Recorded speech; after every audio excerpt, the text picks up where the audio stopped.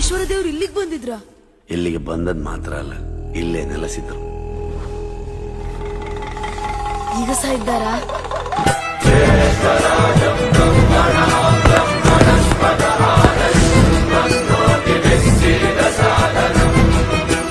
ನಿಂದು ಮಡಿಯ ನೋಟು ಬಂದು ಕೈಯ ಮುಗಿಯುತ್ತ ಗಂಗಾ ಜಲದ ಕಳಶ ಹಿಡಿದು ಬಿಂಬ ಮಾಡುತ್ತ ಸರ್ವೇ ಜನಹಿತಂ ಪ್ರಾಣಂ ಸ್ಥಾಪಿತ ಉಂಟಾಗಿಸುತ್ತಲಿ ಪರಶಿವ ಶಕ್ತಿಯ